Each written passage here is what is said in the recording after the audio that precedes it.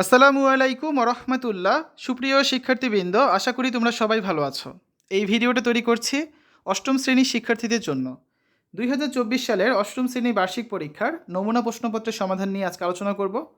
অষ্টম শ্রেণীর বাংলা বার্ষিক পরীক্ষার নমুনা প্রশ্নপত্র 5 এর তৃতীয় পর্বে আজকে আমরা দেখব দৃশ্যপটবিহীন রচনামূলক প্রশ্নের উত্তর।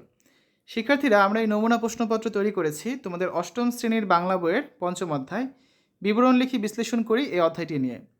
তোমরা যারা এখনও অন্যান্য বিষয়ের ভিডিওগুলো দেখোনি তারা আমাদের চ্যানেলের প্লেলিস্ট অপশন থেকে ঘুরে আসতে পারো। সেখানে তোমরা অষ্টম শ্রেণীর প্রত্যেকটা বিষয়ের জন্যই আলাদা আলাদা করে প্লেলিস্ট পেয়ে যাচ্ছ।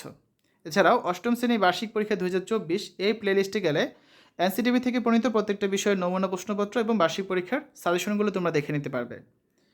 দৃশ্যপটবিহীন রচনামূলক প্রশ্নের উত্তর। প্রশ্ন 1, জাতীয় স্মৃতিসৌধ এই শিরোনামে একটি বিবরণমূলক রচনা লেখো। জাতীয় স্মৃতিসৌধ। জাতীয় স্মৃতিসৌধ বাংলাদেশের স্বাধীনতা যুদ্ধে শহীদদের স্মৃতির উদ্দেশ্যে নির্মিত একটি স্মারক স্থাপনা। জাতীয় স্মৃতিসৌধের অপর নাম সম্মিলিত প্রয়াস। এটি ঢাকা শহর থেকে 25 কিলোমিটার দূরে ঢাকা আরিচা মহাসড়কের পাশে নবীনগরে অবস্থিত। এই স্মৃতিসৌধ আপামর জনসাধারণের বীরত্বপূর্ণ লড়াইয়ের স্মরণে নিবেদিত এবং মুক্তিযুদ্ধের শহীদদের প্রতি জাতির শ্রদ্ধার উজ্জ্বল নিদর্শন হিসেবে প্রতিষ্ঠিত। এর স্থপতি হলেন সৈয়দ মঈনুল হোসেন। স্মৃতিসৌধটির উচ্চতা 150 ফুট 46.5 মিটার। এই সৌধটি 7টি ত্রিভুজাকৃতির দেয়াল নিয়ে গঠিত। এলাকাটির ক্ষেত্রফল প্রায় 109 একর। এই স্মৃতিসৌধ সকল দেশপ্রেমিক নাগরিক এবং মুক্তিযোদ্ধাদের বিজয় ও সাফল্যকে এক সূত্রে গেঁথেছে।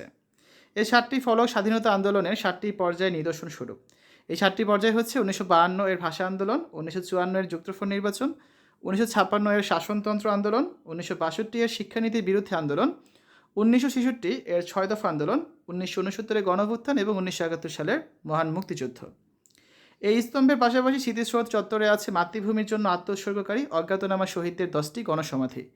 সমগ্র জাতি স্বাধীনতা যুদ্ধে শহীদদের স্মৃতির উদ্দেশ্যে নির্মিত এই স্মারক স্থাপনা জাতীয় স্মৃতিসৌধের প্রতি গভীরভাবে শ্রদ্ধাশীল। প্রতি বছর স্বাধীনতা দিবস এবং বিজয় দিবসে জাতীয় স্মৃতিসৌধে ফুল দিয়ে আমরা গভীরভাবে স্মরণ করি সকল শহীদদের। জাতীয় স্মৃতিসৌধ আমাদের জাতীয়তার পরিচয়, আমাদের অস্তিত্বের ধারক এবং বাহক। প্রশ্ন 2, শওকত আলী যাত্রা গল্পে মুক্তিযোদ্ধাদের সময়ে কিছু মানুষকে নদী পার হওয়ার চেষ্টা করতে দেখা গেছে। ওই পরিস্থিতিতে মানুষগুলো কী ধরনের অনুভূতির মধ্য দিয়ে যাচ্ছে এবং কেন যাচ্ছে তা নিয়ে 150 থেকে 200 শব্দের মধ্যে একটি বিশ্লেষণমূলক রচনা প্রস্তুত করো। শওকত আলী যাত্রা গল্পটিতে মুক্তিযুদ্ধের সময় মানুষের অস্থিরতা চিত্রটি তুলে ধরা হয়েছে। 25শে মার্চের ভয়াল রাতে পাকিস্তানি হানাদার বাহিনীর আক্রমণ থেকে প্রাণ রক্ষার জন্য ঢাকাবাসীর অনিশ্চিত যাত্রা ফুটে উঠেছে গল্পটিতে। নদীর একপার থেকে অন্য পারে যাওয়ার জন্য মানুষের যে উৎকণ্ঠা তা গল্পের মধ্যে দৃশ্যমান। অধ্যাপক রায়হানের পরিবারের জীবনের আশঙ্কা নিয়ে পালাতে চাওয়ার যে বিষয়টি তুলে আনা হয়েছে তা মূলত মুক্তিযুদ্ধের সময়ের একটি পরিচিত চিত্র। ডুবো ডুবো অবস্থায় মানুষ নৌকায় উঠে নদী পার হচ্ছে জীবন রক্ষার জন্য। সবার চোখে মুখে আতঙ্ক এবং প্রাণ হারানোর ভয়। বাড়িঘর ছেড়ে অজানা উদ্দেশ্যে পাড়ি দেওয়ার ফলে সকলের মাঝে কাজ করছে শূন্যতা। তারপরেও প্রতিটি মানুষের জন্য একটাই গন্তব্য, আর তা হলো নিরাপদ আশ্রয়। নৌকায় করে শিশু কিশোর যুবক বৃদ্ধ সকলে নদী পার হচ্ছে আতঙ্ক নিয়ে।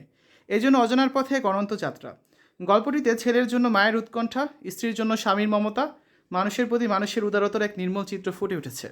যাত্রা গল্পটিতে যুদ্ধবিধ্বস্ত ঢাকা শহরে মানুষের পালিয়ে জীবন রক্ষা করার প্রচেষ্টাকে সূক্ষ্মভাবে চিত্রায়ন করা হয়েছে।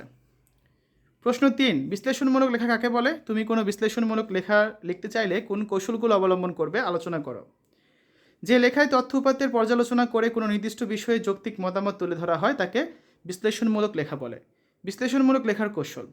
একটি বিশ্লেষণমূলক লেখা রচনা করতে গেলে যে বিষয়ের উপর লেখাটি রচিত হবে তার সম্পর্কে লেখকের সম্যক ধারণা থাকতে হবে।